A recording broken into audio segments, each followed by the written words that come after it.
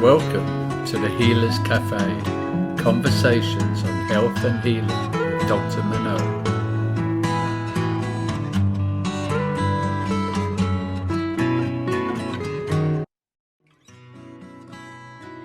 So welcome to the Healers Café. And today I have with me Joseph Holmes.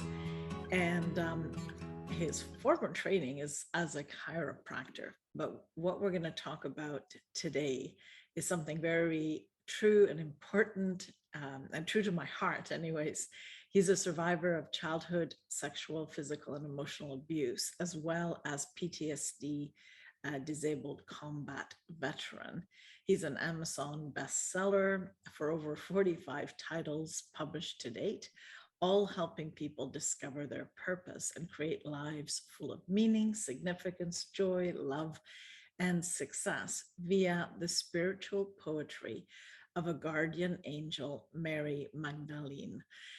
And so I really want to welcome you. And I'd love to know, or if you could share with our audience a bit your journey and how things evolved. I mean, why did you want to become a chiropractor to begin with, and then just sort of what happened? Well, sure. Thank you for having me today. It's a pleasure to be here. Well, to answer the question why I became a chiropractor, I think this will resonate with a lot of your listeners. I did it because of my father. I wanted to make my father proud of me. Mm-hmm. And it wasn't something where I was following my heart. Although at the time, my ego is EGO is an acronym for edging God out. But my ego convinced me at the time that it was following my heart. And there's the tricky part when you start listening to your heart, trying to determine, was this my ego or is this my heart telling me? So then we can get into that later. But that's the reason why. And I was in practice for 8 years. That's the thing about your angels. They're very patient and they'll give you warning signs. And if you don't listen to those signs, which I didn't, after a certain amount of time, they bring the sledgehammer down. And that's what happened with me. I had a complete nervous breakdown. I was treating people horribly. And I look back at it now and I understand why. It was the symptoms of PTSD. Symptoms of PTSD are reckless behavior, depression, thinking people are after you, trying to harm you. That's just a few of the symptoms. I didn't know I had PTSD at the time. That's what made it even more devastating. But I had a complete nervous breakdown. I retreated to my homestead here. I live on 5 acres out in the country, and I couldn't do anything but work the soil for a year. That's all I did. I just worked the soil. I had a young family to support, but I was just a complete mess. And looking back at it, it was a blessing for me because I think without that happening, I never would have met Mary Magdalene, consciously met her. I met her when I was a child of 7 years old. I didn't know it at the time.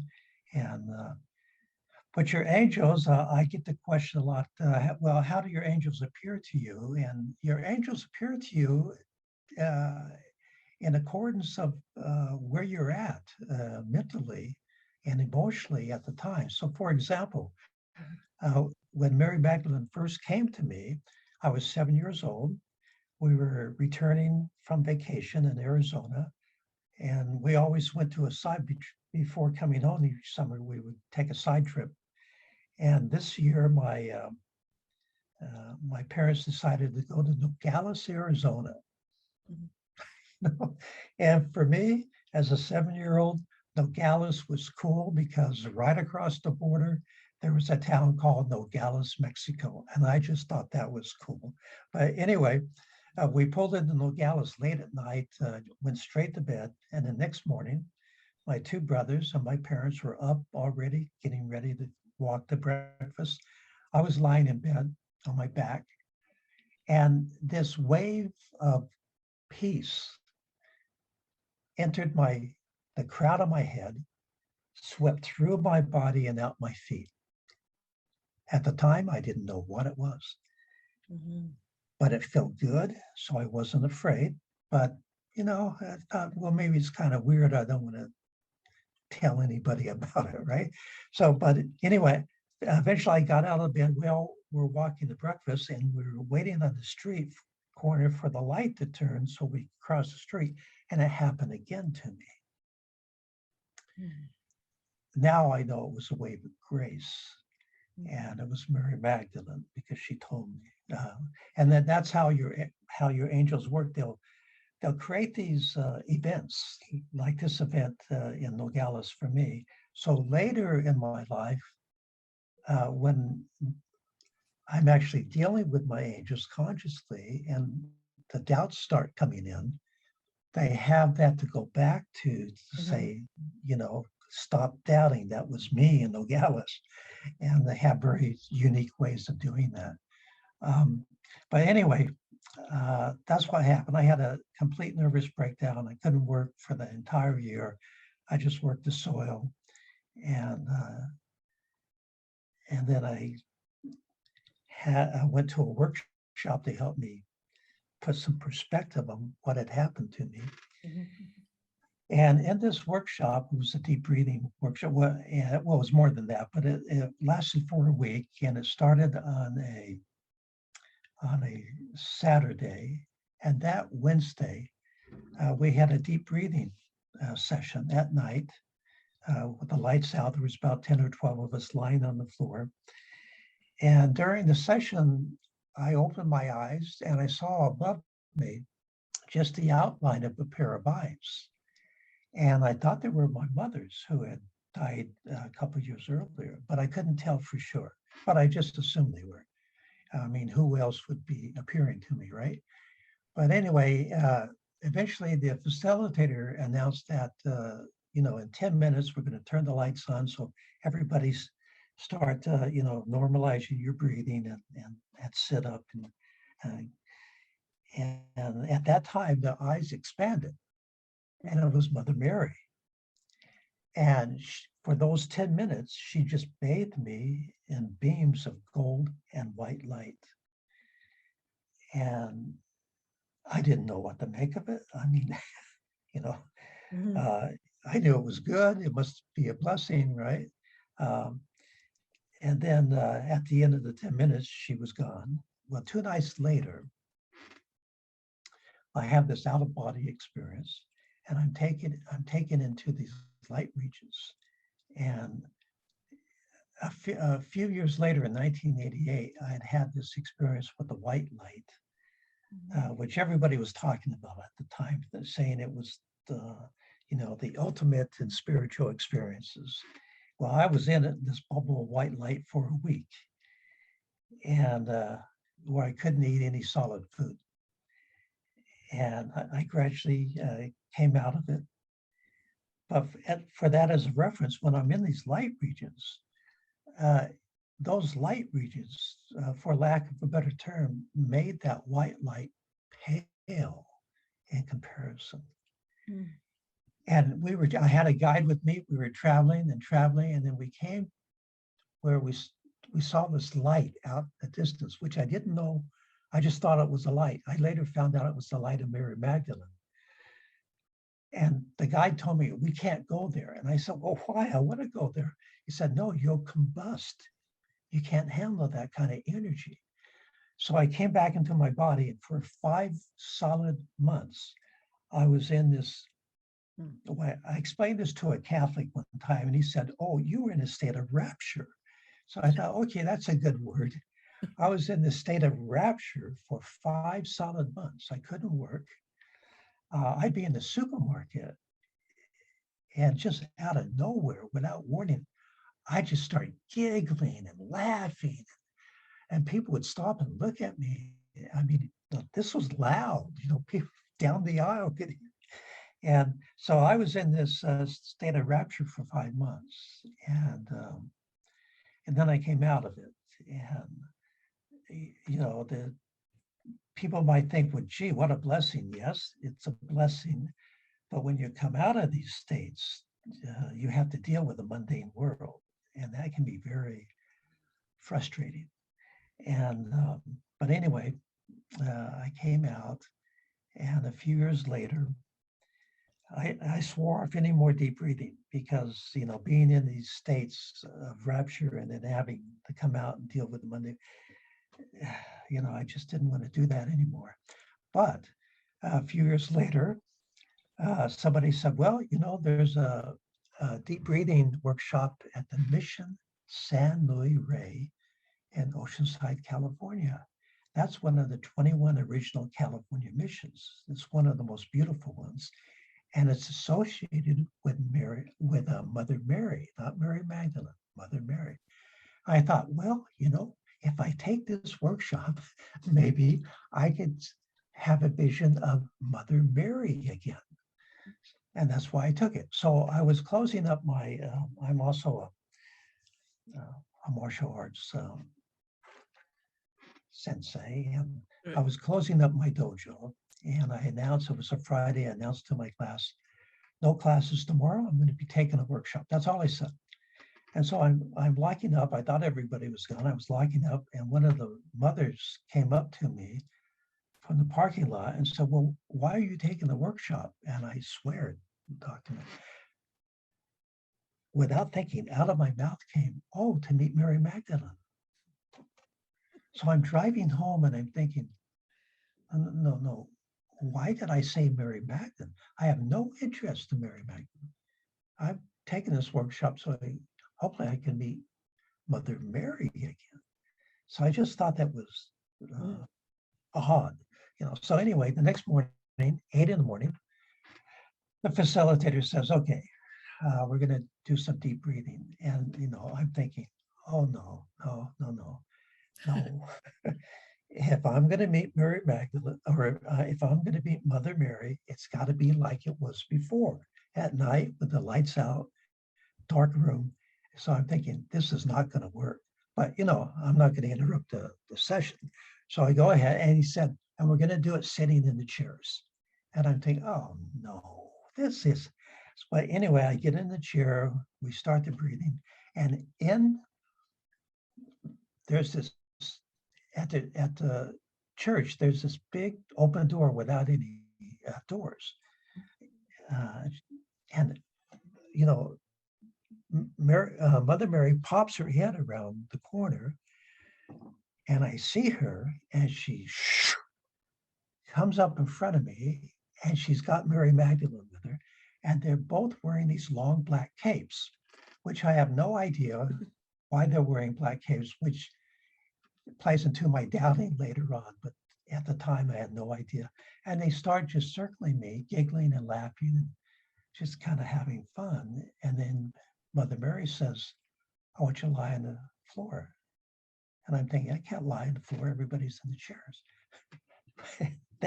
At that moment, the facilitator says, everyone to the floor. So I lie on the floor, and my head's in Mother Mary's lap, and Mary Magdalene is hovering above me. And she enters my body, and that's when she healed me of my childhood molestations.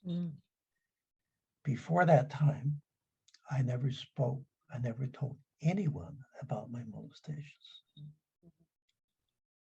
And after that, and your listeners can appreciate this, after that,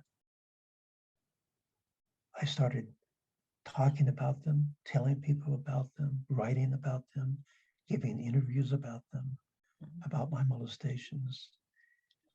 And that's a significant part of your healing, is to start talking about it, And so, and that was around, I think, 2000 and maybe 2005 or something. And then in December of 2012, Mary Magdalene woke me up at 2 a.m, asked me to sit at my desk with a pen and pad, and she started dictating her quatrain poetry. Quatrain poetry is 4 stanza poems. Mhm. And she's been doing that every night since 2012 to this day. This morning she had some. And it's through her spiritual poetry. And the book we're going to be discussing today is my The Power of Angels, Volume 3. And the first part of the book are my angel stories, some of my angel stories, to help people start sharing their angel stories. I believe billions of people have their own angel stories. They're just intimidated to share them because people are going to think they're nuts or crazy. Yeah. And the Catholics have a good term for those kinds of people.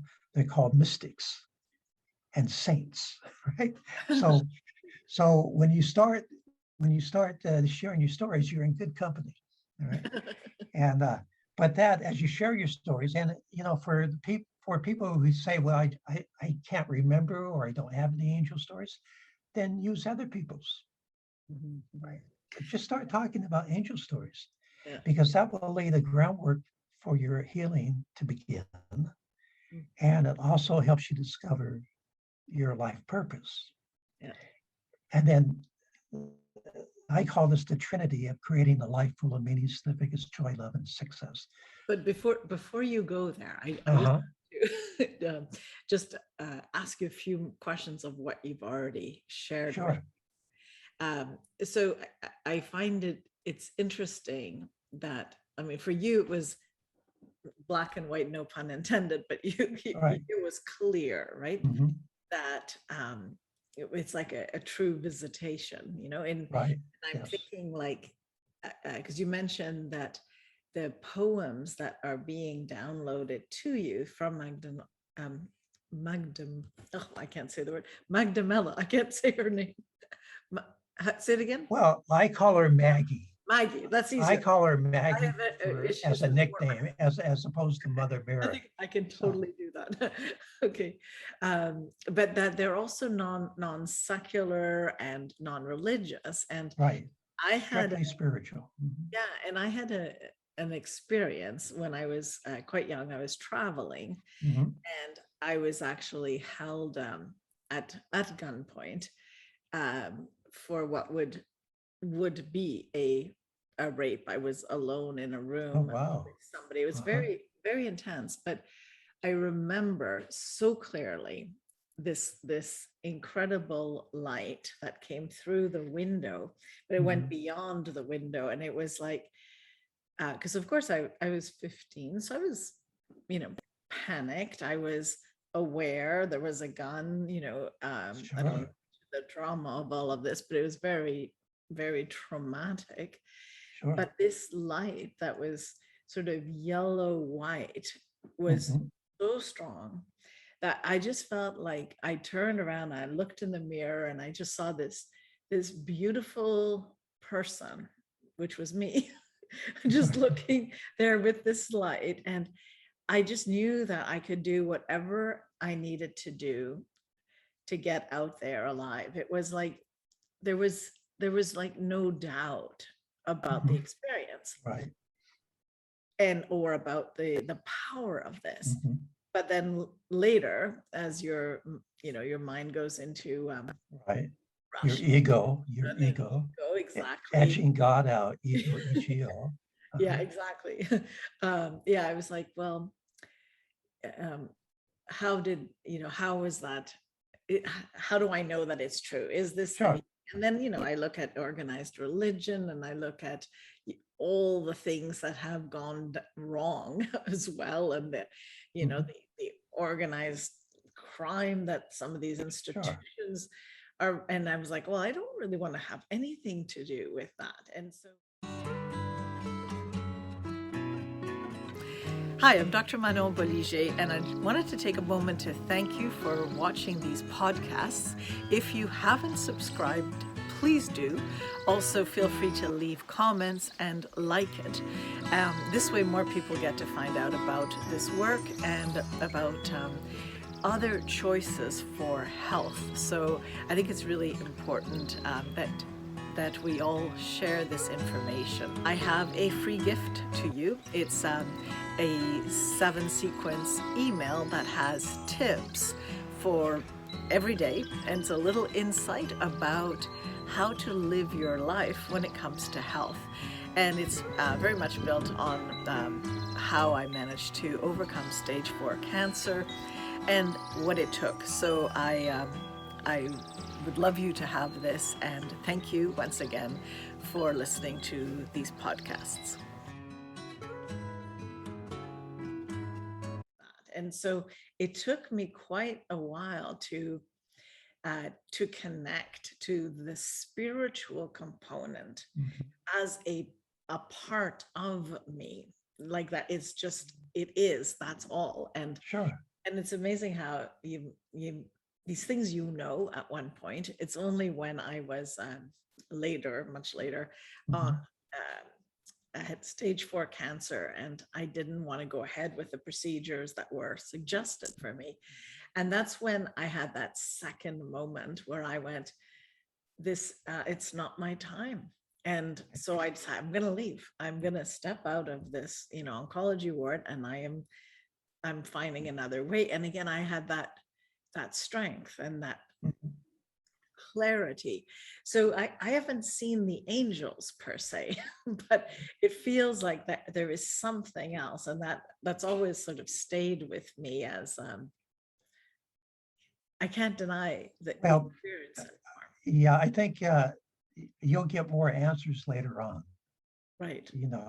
For example, that feeling of grace that went through me at age 7, that was just maybe 3 years ago now, that Maggie explained what that was. And she did that because I was going through a period of doubting if these poems were really coming from her. Right. So they'll set you up like that. Okay. So later they have something to work with when you start doubting or something.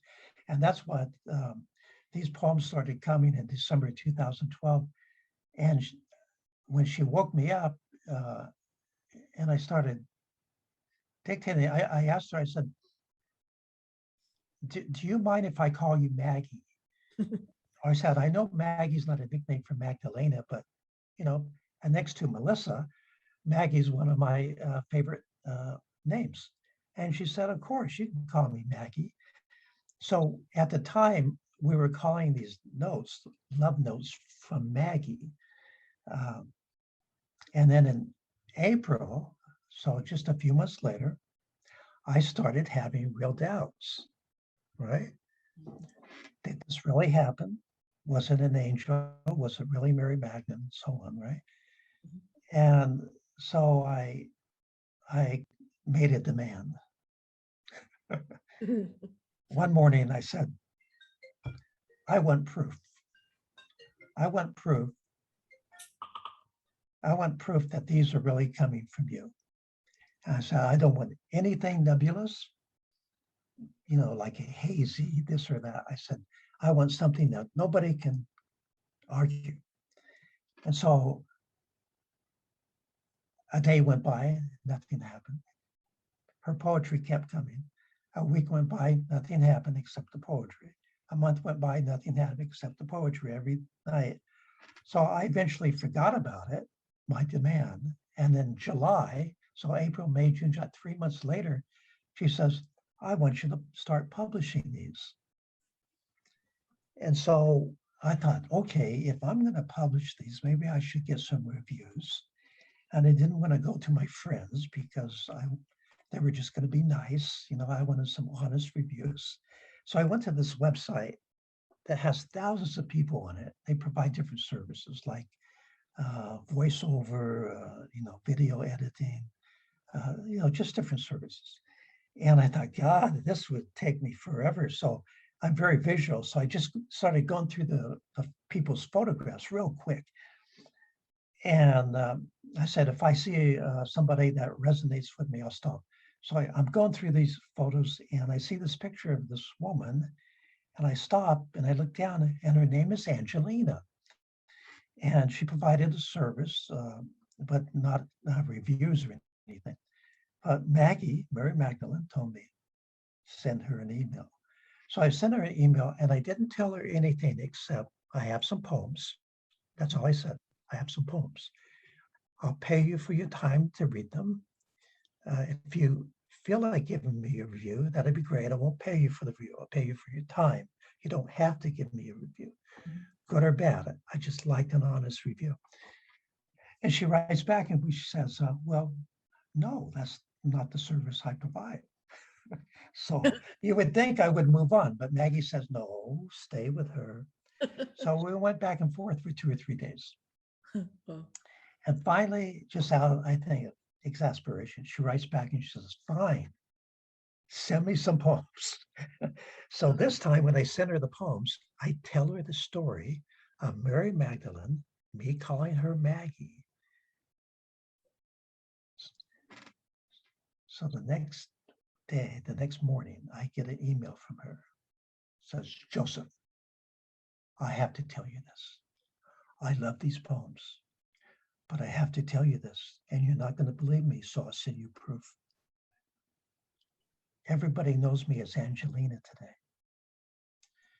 But when I was born in Greece, my mother wanted to name me Mary Magdalene. And my birth certificate, my name is Mary Magdalene. And she said, growing up, one day, one of my best friends called me Maggie, and I loved it. And from that point on, only my best friends would call me Maggie. And I said, no, wait. I said, Maggie's not a nickname for Magdalena, is it? She said, no. But one of my friends called me Maggie. I loved it, and it stuck. So, and then the next morning, I get a poem. I get, as norm, poetry from Mary Magdalene. She writes this. She says, Joseph, when things like this happen, it is magical and fun. Angelina to Magdalena to Maggie. Who would have thought? And from across the sea. And we even look alike. So run, my dear, and jump and sing that when you look at her, you are seeing me. Isn't that, I mean, I still get shivers down my spine when I relate this. But so here was the burning bush. I had this doubt and she just, boom, sledgehammer over the head, right? Here it is, stop doubting. But what I want to emphasize to your listeners is that even with this kind of a burning bush, you would think that I would never doubt again. But that's not how ego works. Ego is constantly wanting to keep you out of your heart, out of following your bliss, and in your head where all the chatter is, right?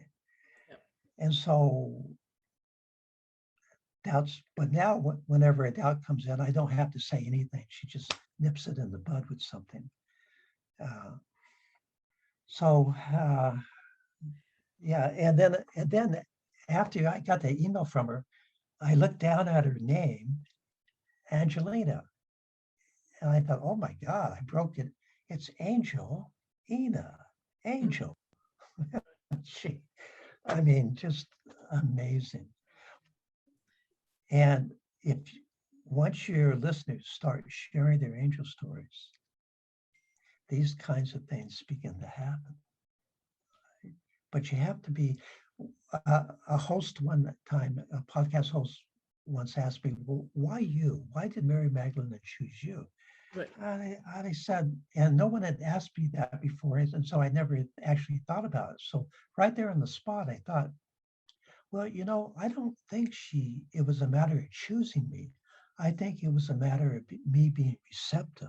Right. Yeah. No, and I that is so key. It's really about listening to the signs. It's listening to your heart. Yeah. And if you stay in your head where ego wants to keep you, it's just endless chatter. You miss it. Endless, mindless chatter all day long, 24/7. right? Yeah. So how do you deal with that? Very important. So your listeners know, how do you deal with that? Because that chatter is going on all the time. I used to fight it. And when you fight ego, you always lose. So it just got to the point where I said, I'm just going to make friends with my ego. So now when the chatter starts taking over, I just stop and I say, thank you, Mhm. ego, for reminding me to drop back into my heart. So now ego's my friend. Anytime it acts up, and ego appears in different ways, as chatter, as anger, as jealousy, as envy. It appears in many different disguises. But whenever it does, I just stop and I say, thank you for reminding me to drop back to my heart. And so I stop fighting it. And now it's my friend, and it helps me stay connected to my angels. Interesting. So, what is it now that you do? You were starting to talk about this triangle, and then I interrupted you to get clarification. But why don't you tell us a little bit more about the triangle and It's what Trinity, yeah. This Yes. Trinity of creating a life full of meaning, significance, joy, love, and success. I think that's what everybody wants. Mm-hmm. And so the first part of the Trinity is begin to share your angel stories. And, if people are intimidated to share their stories, they can send their story to me, Joseph at jmmlove.com. And in complete confidence, if they feel safe to start sharing them with someone like me, I'm very welcome to receive their emails. And if they don't have angel stories or they can't remember right now, just start sharing other people's angel stories. And then, but once you start getting comfortable that there are angels, and for people who don't believe in angels, then just listen to your heart. Okay, listen to your intuition. Put whatever name you want on it. I just call it angels because I've seen them. But anyway, once you start sharing angel stories, that will kind of lay the groundwork to start exploring or start getting on your healing journey. And that is unique for everybody. And also it helps you to start discovering what your gift is, your gift to the world. And then start sharing that gift. And then dealing with the doubts and fears that will always come up. And so the first part of the book, The Power of Angels, Volume 3, the first part is my angel stories to help to encourage people to start sharing theirs. And the second and third parts, or the second part of the book is Maggie's spiritual poetry, which helps your readers deal with the second part of the Trinity, beginning the healing journey, discovering what your gift is, and then sharing the gift and dealing with the doubts and fears. I believe everything in nature is simple. Mm-hmm. And that's why Maggie comes to me in a spiritual sense and not encumbered by the dogma and doctrine of organized religion. Mm-hmm. There's some beautiful things in organized religion, but there's a lot of dogma and doctrine that just weighs you down. It's like healing, it doesn't need the entire pharmacopoeia of Right, everything right. It that can be comes very with simple. it. It can be very simple. Everything in nature is simple, and there's simple scripture.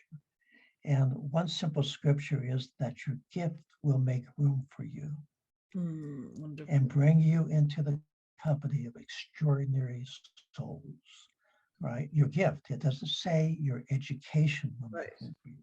It doesn't say your passion will make room for you. It doesn't say it doesn't say that that program you saw on an infomercial for $99.99 is going to make room for. It says your gift. And what Wayne Dyer says is to surrender to your gift. And once you truly surrender, you're going to think, I surrendered, but no. When you truly surrender to your gift, a vacuum is created, and source energy rushes in to fill that vacuum. And that's when you feel a wind at your back. And all anxiety, depression, all that stuff starts to melt away. All right. But you have to truly surrender to it. And that's a process. At first, you think you've surrendered, but you know you haven't, because a doubt pops up, right? That's okay. Just thank it for reminding you to get back into your heart and just keep what I call walking your road to Rome, Right. Following your bliss, right? And remember, ego main job is to keep you out of your heart, keep you from following your bliss, right? And when you follow your bliss, you create a life full of meaning, significance, joy, love, and success. But you have to dare. Yeah. You have to dare to get on the road to Rome. You have to dare to start walking, to start following your bliss. And that's scary. But just know, so your listeners know, everybody that has the courage to follow their bliss have doubts and fears to deal with. That's just a part of it. You know? Absolutely. No, and it's a good point, because it's not this or that. It's all encompassing, but you allow it. And anyway, I'm going to leave it on these last words that you shared, because they were very powerful. And I just want to thank you so much for being on my podcast. Well, thank you. And I appreciate what you're doing and offering a great service to people. Thank you.